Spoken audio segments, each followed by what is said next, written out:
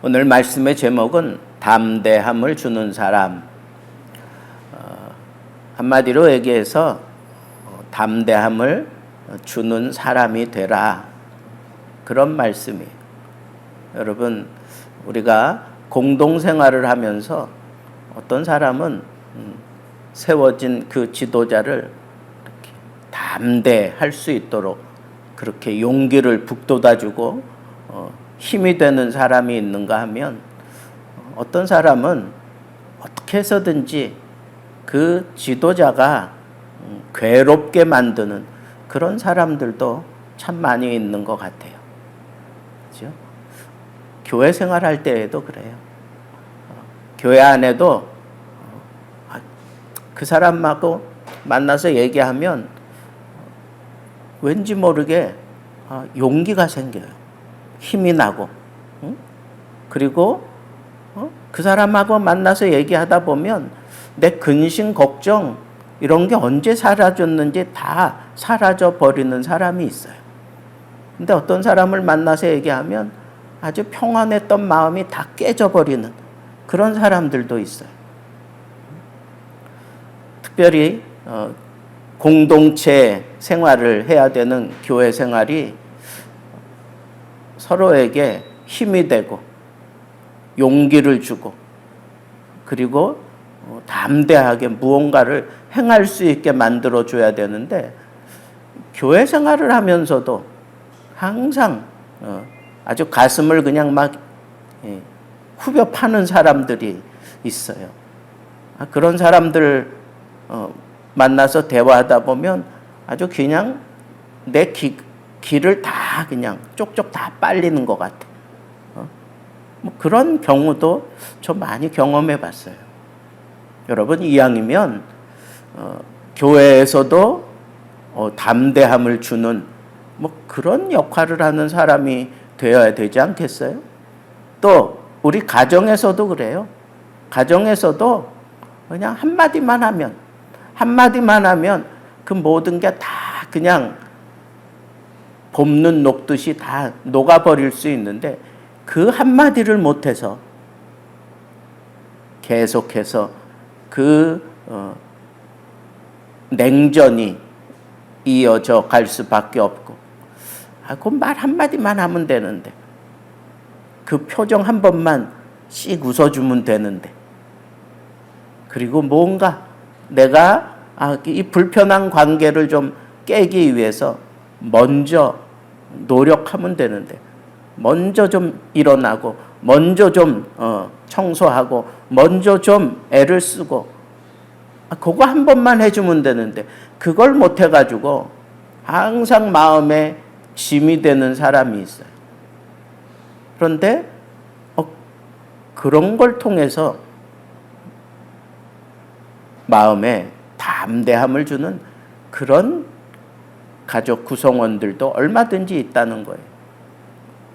또 우리가 직장 생활할 때에도 그렇잖아요. 직장 생활을 할 때에도 그냥 무작정 믿어주고 싶은 후배가 있어요.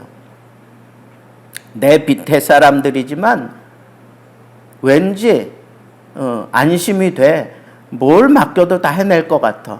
그런 사람이 있는가 하면 뭘 맡기고 싶지가 않아요. 항상 문제를 터뜨리니까. 여러분, 이 세상 살아가면서 우리가 그냥 홀로 사는 게 아니니까 우리 눈 돌리는 곳마다 우리 발길 닿는 곳마다 다 이 공동체로 이루어져 있기 때문에 우리는 어느 순간 어떤 자리에서든지 항상 긍정적으로 세워주고 칭찬해주고 격려해주고 힘이 되어주는 그런 모습으로 우리 살아야 합니다. 특별히 하나님을 믿는 사람들일수록 더욱더 그런 모습으로 살아야 돼요. 그게 하나님의 본성이에요. 하나님은 삼위일체잖아요. 삼위일체. 삼위가 하나예요. 이런 입체적인 구성을 가지고 있는 분이기 때문에 하나님은 그런 모습으로 우리가 생활하는 것을 기뻐하셔요. 좋아하셔요. 그리고 그렇게 살려고 발버둥 칠 때에는 정말 세세하게 나를 헤아리시고 나를 도와주시고 나와 함께 하셔요. 그래서 이겨내게 하시고 승리하게 하시고 그리고 더 좋은 그런 시너지 효과가 나타날 수 있도록 하나님이 그런 분이기 때문에 그런 면에 대해서는 아주 예민하게 그렇게 세세하게 반응하시며 우리를 칭찬하시고 격려하시고 세워주시고 그리고 항상 승리하게 하시는 분입니다. 자, 지금 이스라엘 백성들이 애굽에서 나온 사람들은 다 죽었어요. 여호수아와 갈렙만 남았어요. 그리고 그 40년 광야 생활하는 중에 태어난 그 젊은 세대만 지금 남아 있어요. 심지어는 모세도 죽었습니다. 영원할 것 같았던 그 모세도 죽었습니다. 모세의 마지막 모습이 어떤 거예요? 눈이 흐려지지 아니하고 귀력이 쇠하여지지 아니하고 청년의 그런 눈동자를 가지고 있었노라고 그렇게 성경이 얘기하고 있는 걸 보면 백성들이 생각할 때는 모세는 영원히 죽지 않고 우리를 가나안 그 땅으로 인도하여 드리고 우리로 하여금 언제나 승리할 수 있도록 아주 든든한 버팀목이 되어줄 것 같았어요. 마지막 순간까지 모세는. 그런데 하나님께서 그 모세를 그 비스가 산 꼭대기에서 그냥 하나님이 불러 올리신 거예요. 모세의 시체를 찾지를 못해요, 사람들이. 자, 그런 상황 속에서 여호수아가 모세의 뒤를 이어서 이스라엘의 지도자가 되었습니다. 물론 모세가 공적으로 이 사람이 나의 후계자다, 그리고 너희의 지도자다라고 하는 것을 천명하고 그렇게 세워줬어요. 그렇지만 여호수아는 아직 모세처럼 그런 이적을 행해본 경험이 없어요. 이스라엘 백성들을 데리고 리더십을 발휘하며 혁혁한 공로를 세워본 경험이 없어요. 그리고는 그 위대한 모세가 이끌어가던 이스라엘 백성들이 40년 동안 얼마나 많이 하나님의 마음을 아프게 하고 모세와 아주 심각한 갈등을 벌인 거 가장 가까이에서 다 세세하게 살펴본 사람이 바로 여호수아예요. 이 여호수아가 백성들에 대해서 어쩌면 진저리 치도록 믿지 못한 게 사람이다라고 생각할 수도 있었을 거예요. 이런 사람들을 데리고 그리고 하나님의 이적을 아주 충분히 경험했다고 볼 수 없는 그런 사람들을 데리고 요단강을 건너 전쟁을 하러 들어가야 되는데 전쟁하는 세대로 길러진 사람들이 절대 아니란 말이에요. 아직 그런 경험도 없는 사람들이란 말이에요. 성막, 구름기둥, 불기둥, 그리고 만나, 이건 이스라엘 백성들이 광야 생활하면서 노력하고 땀을 흘리면서 얻은 게 아니잖아요. 근데 저 곰곰이 생각해 봤어요. 이건 정말 하늘의 양식을 먹었는데도 불구하고 이스라엘 백성들이 그 만나가 짜증이 났어. 척박한 음식이라 그러면서 우리가 애굽에 있을 때에는 파도 먹고 마늘도 먹고 자극적인 그런 음식도 먹었다 이거예요. 그리고 고기를 달라고 그러잖아요. 고기. 그래서 하나님께서 메추라기를 그냥 갖다가 부어가지고 갖다가 먹으면 되도록 그렇게 다 진열해 놓았어요. 그런데 그런 걸 이 광야에서 태어난 세대들이 그런 것들을 정말 나는 대단한 이적을 지금 체험했구나 뭐 이런 생각을 했을까?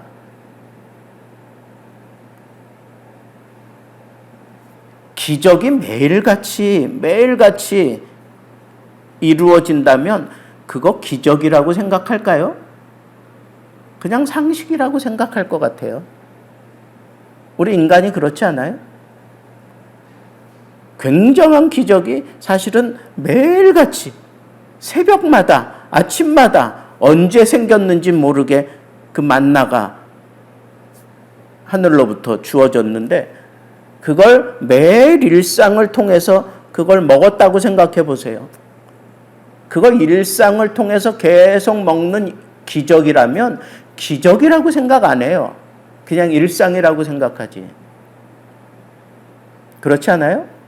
우리 인간은 그래요. 그러면 광야에서 태어난 이 사람들은요, 기적의 세대가 아니에요. 기적을 그냥 일상으로 누리며 살아왔던 세대예요.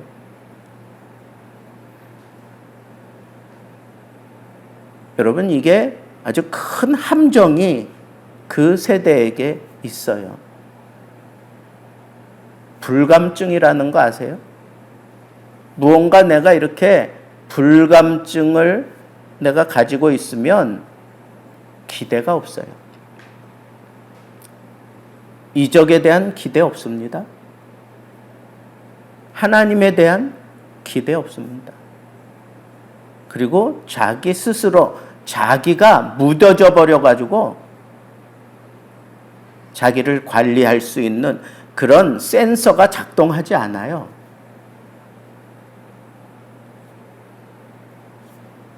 애굽에서 나온 사람들이나 광야에서 태어난 사람들이나 이 사람들을 데리고 가나안에 들어가서 영적인 전쟁을 벌이기에는 턱없이 부족한 사람들인 거 똑같아요. 애굽에서 10가지 이적을 보여주면서 홍해를 건너게 해주면서 그 다음에 하늘의 양식을 먹여가면서 그러는 동안에 계속해서 하나님의 가슴을 후벼파며 아프게 했던 게 그 이스라엘의 전부예요. 그래서 그 땅에서 다 죽잖아요. 광야에서 태어난 세대라고 다를 바 없어요. 그런 사람들을 데리고 경험도 없는, 전쟁의 경험도 없는 이런 사람들을 데리고 가나안에 들어가서 이제 심각한 싸움을 해야 되는 그런 대권을 지금 부여받은 거예요. 얼마나 두려웠을까? 여러분, 여호수아의 입장을 한번 생각해 보세요. 얼마나 두려웠을까? 모세도 없지요. 이 젊은 사람들 데리고 내가 과연 전쟁할 수 있을까? 잘 해낼 수 있을까?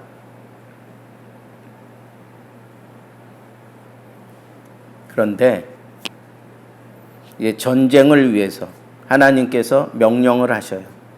사흘 안에 이제 약속의 땅에 들어가게 해 줄 것이다. 오늘 말씀 보니까 그런 표현을 했어요. 그죠?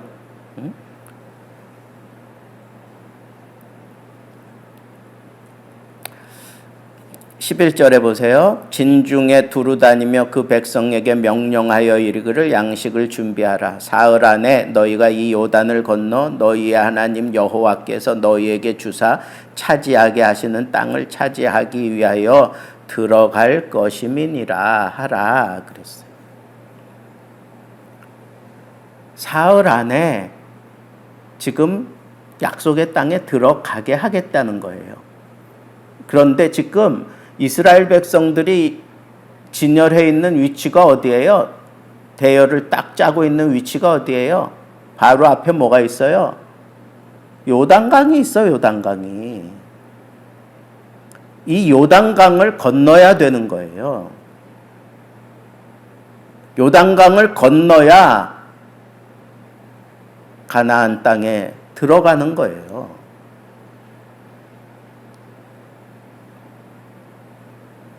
여러분, 여호수아가 사흘 안에 이 요단강을 건너서 그 큰 성읍 여리고를 마주 서게 될 것이다. 얼마나 두려웠을까요? 싸움 해보지도 못한, 어떻게 보면 참 쪼무레기들 데리고 지금 이 요단강 건너는 것도 참 막막한데, 요단강을 지금 건너는 그 위치가 곧바로 그냥 여리고성 앞으로 진격해 들어가는 거예요. 이건 군사학적으로 이건 있을 수가 없는 일이에요. 그런데 하나님께서 그렇게 명령을 하셨어요. 여러분, 여호수아가 그렇게 두려움을 가질 만한 그런 상황이라면 백성들은 어떨까요? 지도자가 두려우면 백성들은 더 두려운 거 아닐까요? 백성들은 모를까요? 아니요. 그런데 여기서 명령을 하면서 양식을 준비하라. 양식을 준비하라. 여러분, 전쟁하는 데 있어서 아주 중요한 게 뭐예요? 양식이에요, 양식. 나폴레옹이 러시아 쳐들어가 가지고 러시아 다 점령할 수 있었는데 막판에 깨지고 돌아올 수밖에 없었던 게 뭔지 아세요? 러시아 그 깊숙한 곳까지 다 점령했어요. 다 점령해 가다가 거기서 실패하고 후퇴해요. 왜 그런지 알아요? 보급로가 끊어진 거예요. 저도 그거 러시아에 가서 그 나폴레옹을 물리쳐낸 그런 기념관을 만들어 놨어요, 얘네들이. 거기 들어가서 그거 보면서 그 역사를 제가 이 러시아 사람들이 자기들은 어떤 자부심을 가지고 있어요? 세계를 정복했다고 하는 그 나폴레옹을 자기들은 물리쳐냈다는 거예요. 추위 때문에. 그 다음에 결정적으로 양식이 없어서 그거 계산하지 못하고 결국은 패배하고 돌아가요.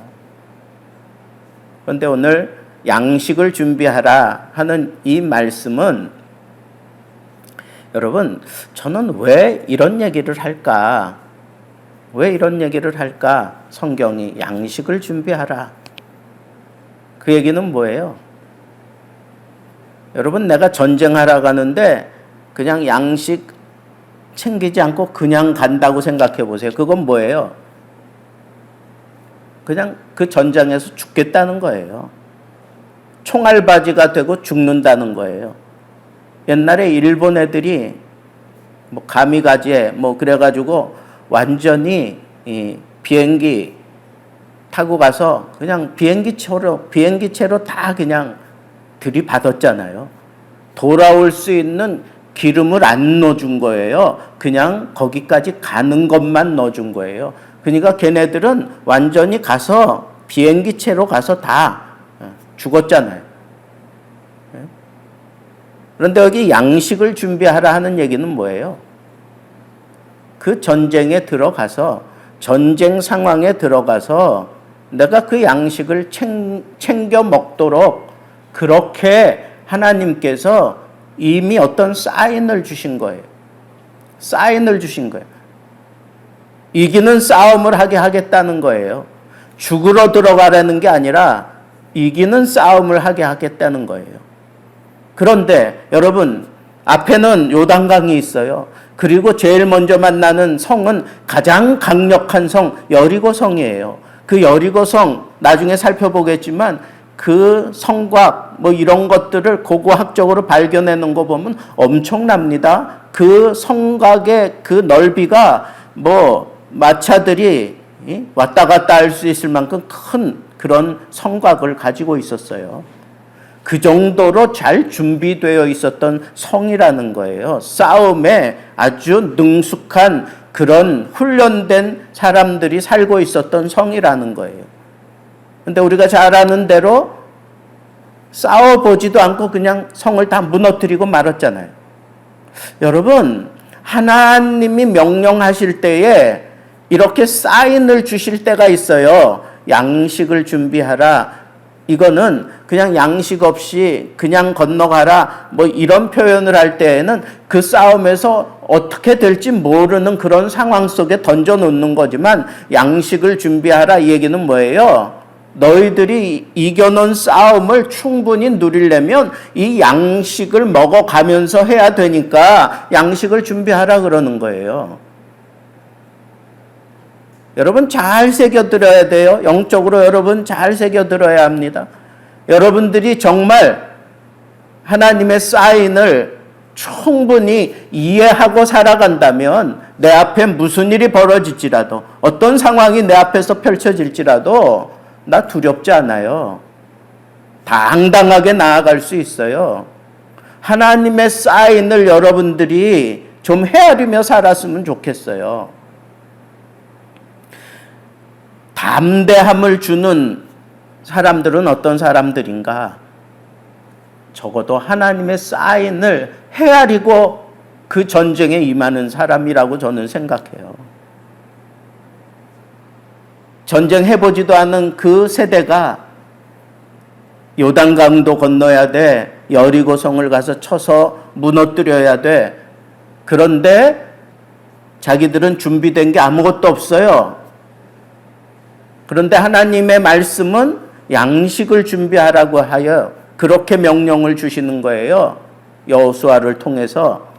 이 얘기는 그 사인이 있단 말이야. 그 하나님의 그 명령 속에 사인이 있어요.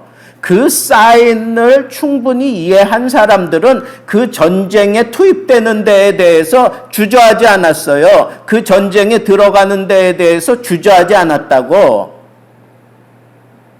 여러분 우리도 영적인 싸움을 하는 사람들이잖아요. 이 영적인 싸움을 할 때 여러분 제일 중요한 게 뭐예요? 하나님의 사인을 좀 캐치할 수 있는 눈이 있어야 돼요. 눈이 있어야 돼. 여러분 하나님의 사인을 캐치했으니까 그냥 막바로 요단강으로 걸어 들어갔잖아요. 들어가는 동안에 물이 막 그냥 이렇게 갈라졌잖아요. 홍해하고는 다르잖아요. 하나님의 사인을 터득하는 사람은 하나님이 어떤 분이라고 하는 것을 아는 사람이 그 사인을 충분히 이해할 수 있는 거예요. 정말 영적으로 지도자에게 힘이 되는 사람이 어떤 사람이겠어요? 하나님의 사인을 좀 충분히 헤아리고 지도자에게 힘이 좀 되어보세요. 그런 사람들이 돼야 돼. 믿음 생활하면서 목사에게도 인정 못 받고 목사에게 늘 그냥 뭐라 그래요? 그거 부담만 주고 참 답답해요. 그런 사람들.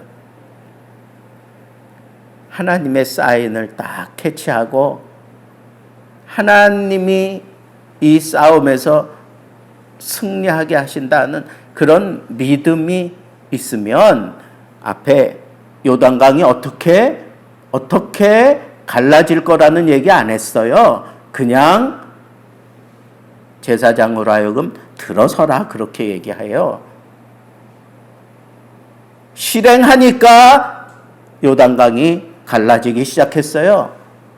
홍해하고는 달라요. 홍해는 지도자를 통해서 밤새도록 물을 말리고 그 다음에 손을 들었을 때 쫙 심장부를 벌리며 갈라졌지만 요단강은 그게 아니라니까. 하나님의 사인을 캐치한 그런 사람들이 하나님에 대한 믿음을 가지고 그리고 내 앞에 있는 그 요단강을 향하여 그냥 막바로 들어간 거예요. 뭘 메고? 여호와의 언약궤를 메고. 그랬더니 그냥 막 갈라지는 거예요. 이런 상황에 대해서는 이제 다음에 또 세세하게 살펴보겠습니다. 어쨌거나 오늘 제가 여러분들에게 강조하고 싶은 건 그런 거예요. 어떤 사람이 지도자에게 담대함을 줄 수 있는가? 하나님의 사인을 충분히 이해할 수 있는 그런 수준 있는 사람이, 그런 사람이 지도자에게 힘이 되는 거예요. 하나님이 어떤 분이라는 걸 알기 때문에 하나님이 하라고 하시면 나는 이겨놓은 싸움을 하는 거다라고 하는 이 사실을 꽉 믿는데, 양식을 준비하라네. 가나안 땅에 들어가서 내가 양식을 먹으면서 이 일들을 계속 감당하게 하시려고 하는 거구나. 방법은 어떻게 하실지는 몰라. 그건 하나님이 하시겠지. 하나님이 하실 거야. 그리고 그냥 지도자를 따라, 지도자의 명령에 따라 그냥 뛰어들어가는 거예요. 그 사인을 좀 헤아려 보세요. 하나님의 사인을 아는 사람이 되라고. 그 하나님의 사인을 아는 사람, 그것은 하나님의 말씀에 익숙한 사람이에요. 하나님의 말씀에 아주 깊은 체험이 있고 터득함이 있는 사람이에요. 말씀을 붙들고 씨름하는 동안 하나님의 사인을 여러분들이 충분히 다 터득하게 됩니다. 내 앞에 일어나는 일들을 통해서 하나님이 왜 이런 일을 내 앞에 보이시는가? 그러는 가운데 음성이 들려옵니다. 양식을 준비하라. 하나님이 이 전쟁에서 승리하게 하시는구나. 그 사인을 터득했어요. 방법은 하나님께 맡기고 그냥 가는 거예요. 그냥 가는 거예요. 하나님이 하실 거니까. 좀 이런 멋진, 이런 믿음의 사람들 되기를 바랍니다. 이런 믿음이 있을 때 지도자에게조차 힘을 줄 수 있었어요. 둘째는 모세가 그 광야에서 태어난 사람들 전에 여기 세 지파가 나와요. 그죠? 여기 갓 지파, 므낫세 반 지파, 르우벤 지파, 이스라엘 12지파 가운데 이 세 지파가 요단강 건너가야 거기가 가나안 땅인데, 요단강 건너기 전에 이 동쪽에도 보니까 너무 살기가 좋은 거예요. 땅도 기름지고 좋은 거예요. 그걸 다 지금 정복한 거예요. 그러니까 이 세 지파가 우리는 여기가 좋다. 우리는 여기도 하나님의 허락하신 땅이라고 나는 믿는다. 그러니까 우리는 여기서 이 땅을 차지하게 해달라 모세에게 요청해요. 그때 모세가 그걸 허락해 주면서 뭐라 그랬느냐 하면, 대신 가나안 땅 들어가서 전투할 때 너희들이 앞장서라 이거야. 여기 여자들 남겨둬, 어린애들 남겨둬. 그러나 너희들이 가나안 전쟁 들어가서 전쟁할 때 앞장서서 용감하게 모든 백성들을 독려해가면서 그 전쟁에 승리하고 난 다음에 돌아와라. 그렇게 약속을 했어요. 여호수아가 그 사실을 너무 잘 아니까, 자, 이스라엘 백성들이 하나님의 뜻을 헤아리는 사람도 있고 그러지 못한 사람도 있었을 거 아니겠어요? 그런데 전체 그 분위기를 끌고 갈 수 있는 뭔가 획기적인 전환점을, 뭔가 스파크를 딱 터뜨려야 되겠는데 바로 요거다라고 생각하고 이 세 지파에게 너희들 앞장서라, 약속한 대로 너희들 실행하라. 누가 용기를 줄 수 있느냐? 하나님 앞에서 약속한 것을 실행하는 사람이에요. 실행하는 사람이라고. 어쩌면 이 사람들은 지금 자기들이 차지한 이 동쪽의 기업, 이것으로 그냥 만족하면서 우리는 뭐 싸우지 않아도 될 것 같으니까 뭐 이럴 수도 있고, 여기가 너무 좋으니까 굳이 뭐 거기까지 갈 필요 뭐 있나, 뭐 그러면서 안 갈 수도 있어요. 그런데 이 사람들은 하나님과 한 약속이라고 생각하고 이 세 지파가 앞장서서 전쟁에 아주 뭐 혁혁한 공로를 세울 정도로 강력하게 그렇게 힘을 발휘합니다. 누가 지도자에게 용기를 주고 담대함을 줄 수 있나? 약속하신 대로, 하나님 앞에 약속한 대로 그대로 실천하는 사람. 내 주와 맺은 언약은 영불변하시니. 여러분, 주님과 맺은 그 언약은 정말 변할 수 없다고 하는 이 믿음을 가지고 그 약속한 대로 먼저 앞장서서 전쟁하러 나아가는 그 모습을 연출해낼 때 모든 이스라엘 백성들이 용기가 나고 힘을 같이 불러일으키며 전쟁하게 되는 거예요. 좀 약속한 대로 사세요. 제발 좀 약속한 대로.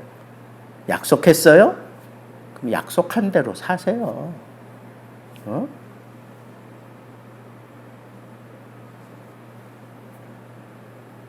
결혼하기 전에 뭐 막 연애하면서 뭐 이거 해주겠다 저거 해주겠다 많이 약속하잖아요. 그죠? 그런 약속도 받지 않고 결혼했어요? 그 약속한 대로 살아야 돼. 그럴 때 용기가 생기는 거예요. 하나님 앞에서 한 약속은 목숨 걸고 지킬 때 공동체가 힘을 얻고 승리하고자 하는 그런 분위기가, 그런 게 막 일어나는 거예요. 약속 하나도 실천하지 못하는 사람이 뭘 하겠어요? 그러니까 여러분들이 살면서 정말 꼭 지켜야 될 것 가운데 하나가 약속이에요. 약속한 건 지키라고 있는 거예요. 약속은 지키라고 하는 거야. 공적으로 예배 시간, 그거 약속이야. 그거 지키려고 하나님 앞에 발버둥 치며 사세요. 이런 이유 되고 저런 이유 되고 다 통용될 수 있어. 다 이해 얻을 수 있어. 그러나 하나님 앞에서 내가 지켜야 된다라고 생각되어지고 무엇보다도 이게 우선순위의 첫 번째다라고 생각하는 사람이라면 그 약속대로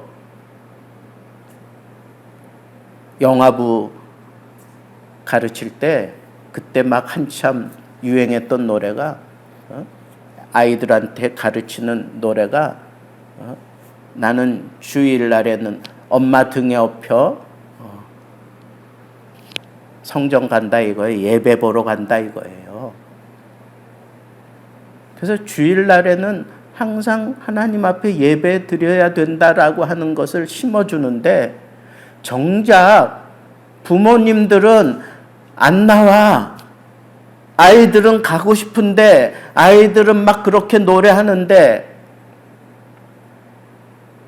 제가 영화부 담당할 때 지역도 담당했어요. 이제 가서 대신방을 갔는데 그 영화부 아이가 절 보고 하나님이래요. 하나님. 그 이렇게 요람에 이렇게 나와 있는 내 얼굴을 보고 하나님이래요. 그 얘기는 뭐냐면 영화부 시간에 하나님 얘기하는 사람이다 이거야. 이 아이가 볼 때에는 제일 많이 머릿속에 기억되는 게 하나님 얘기하는 사람이라고 기억된 거예요. 얘네들이 흥얼거리는 얘기는 그런 거예요. 그런 찬양을 우리 계속했으니까. 근데 부모들이 안 나오면 얘네들도 못 나오잖아. 이 아이들이요, 영적으로 아주 비상합니다. 그러니까 주일날 나는 교회 가려고 하는데 우리 엄마가 딴 데 갔다 이거야. 애들이 다 이르는 거예요, 나한테. 예? 유치부 들어가기 전까지니까 6살, 뭐 5살, 뭐 그때까지니까 애들이요 눈치가 말짱해. 여러분, 약속한 것은 지키세요. 약속한 대로 지키세요. 그게 힘이에요. 그게 공동체의 힘이에요. 하나님 앞에 지켜야 될 약속. 하나님 앞에 내가 서원한 그 약속. 하나님 앞에 내가 우선순위를 가지고 내가 우선순위를 삼는다고 하는 건 하나님 앞에 내가 약속한 거예요. 그 약속대로 사세요. 그럴 때 능력이 나타나고 그럴 때 힘이 생기고 그럴 때 무언가 우리에게 강력한 메시지가 주어지는 거예요. 마지막 세 번째는 여기 보면 이스라엘 백성들이 다 여호수아에게 와서 당신이 무슨 말을 하든지 우리는 순종하겠습니다. 그러니 당신은 담대하소서, 용기를 내소서 그러면서 아주 직접적으로 그렇게 담대하라고 얘기를 해요. 그 담대하라고 얘기하는 그 이스라엘 백성들의 그 담대하라고 요청하는 그렇게 말하는 그 배경이 뭐예요? 당신이 말하는 대로 모세에게 순종했던 것처럼 당신에게 순종하겠습니다. 순종하겠습니다. 담대함을 주는 사람은 어떤 사람인가? 순종하는 사람이에요. 순종하는 사람이에요. 여러분, 말로 하는 사람이 담대함을 못 줘요. 순종하는 사람이 담대함을 주는 거예요. 네? 여러분, 순종하세요. 여러분 삶을 순종의 삶으로 바꾸세요. 하나님 앞에 순종하세요. 지도자 앞에 순종하세요. 그리고 여러분들이 하나님 앞에 약속한 그 약속에 순종하세요. 그 순종하는 사람이 담대함을 주는 사람이에요. 나는 순종하지 않으면서, 나는 그 명령에 따르지 않으면서 나가서 전쟁한들 그 사람은 그냥 자기 혼자 싸우다가 그냥 어떻게 되는 거예요. 순종해서 싸움을 해야 돼요. 순종하면서 우리가 교회 생활해야 되고 순종하면서 우리가 천국 길로 가는 거예요.